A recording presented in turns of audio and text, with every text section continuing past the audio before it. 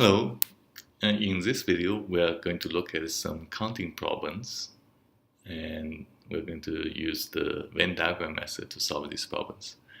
So now the first question we're going to look at: how many integers from 1 to 100 are multiples of either 3 or 4 but not 12? You can pause to think of this question, and the strategy is certainly not going to be go through all the 100 numbers and see how many satisfy these properties. That will take too long. Instead, we're going to look at the easier question, namely the question about just multiples of 3.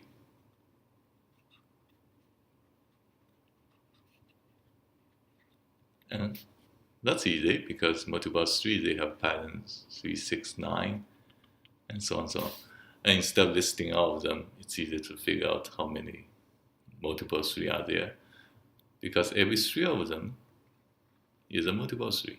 So 100 divided by 3, and which is 33 point something, but we don't need the fractions for that. It just says there are 33 multiples of 3.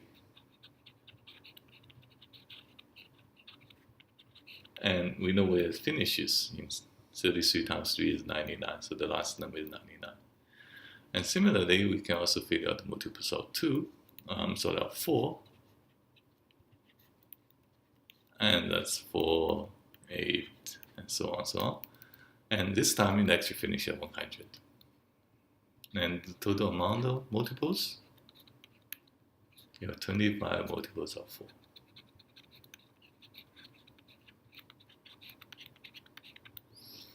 And we also, in this problem, we need to figure out the multiple of 12. And these are 12, 24, and so on. And same trick, 100 divided by 12. And this is roughly 8 point something. And so that means 8 multiples, okay? And the last one is 8 times 12, so the last number, you finish at 96. Okay, so it's really simple to figure out these numbers. And next, we need to put all the information together. So this is the time to use the Venn diagram. And remember, the Venn diagram is the idea of drawing circles to represent the collection of numbers. So here we draw a circle. And one circle, this circle will be multiples of 3.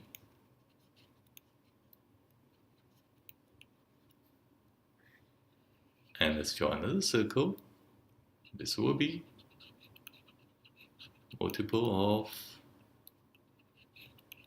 4. Alright, now they have something in common. This common part, well, this part turns out to be nothing but multiple of 12.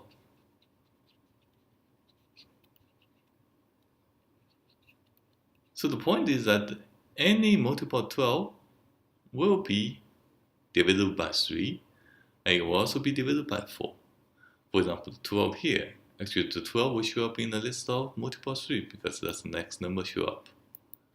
And similarly, 12 will be 4, 8, 12. The next number show up here. That will be 12.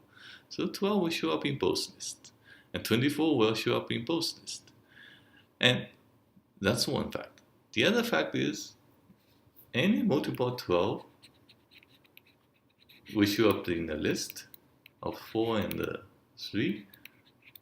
But if it's a number that shows up in both lists, multiple of 3 and 4, then it is a multiple of 12. The reason is 12 is just 3 times 4. And 3 and 4 has no common factors. Alright, so that just means this intersection, the middle part, is exactly the multiple of 12. And that completes the picture of the Venn diagram. And now it's just a matter of filling up the numbers. And the idea is always to fill up the middle part first. So the middle part in this case, there are 8 multiples of 12. And how many do we fill out here? Well, multiple 3, there are 33 of them, but we don't put 33. We need to put 33, take away the 8, so that 25 plus 8 is 33. And similarly here, 8 plus 17 will be the 25 over there. 25 multiplied 4. And now the whole picture is clear, and we can answer the question. The question, how many integers which are multiples 3 and 4, but not in the middle, not multiple 12? Well, there's one part which is 17, another part is 25. So 17 plus 25, that gives us 22 numbers. That's the answer. Alright. So let's solve this question.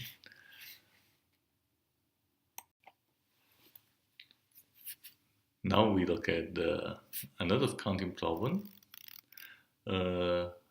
Instead of how many integers from 1 to 100, multiples of 3, 4, but not 12, let's just change this number and change to 15, okay?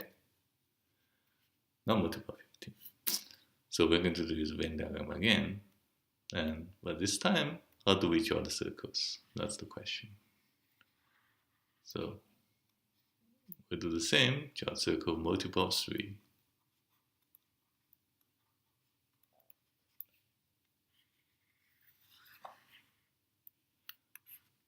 Multiple of 4.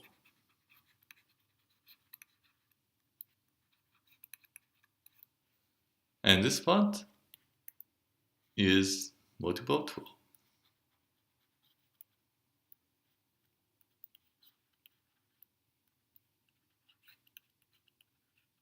Okay, but now we're interested in multiple of 15. And of course, we need to also figure out how many multiple of 15 there is. And not many of those, 15, 30, and so on. And instead of listing every one of them, it's easier to see that 100 over 15 is about 6 point something. So you have total 6 multiple of 15. And finish it 6 times 15 is 90. Okay, and the only new question really is how do you draw the picture of the multiples of 15? And we need to observe that 15 is 3 times 5. So any multiple of 15 will be multiples of 3.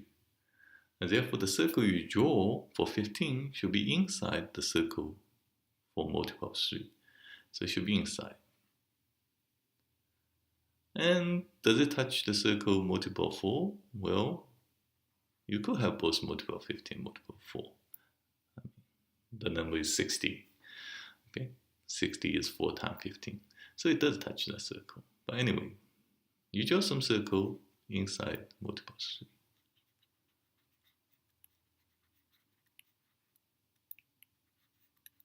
3. Okay, but now how do we count?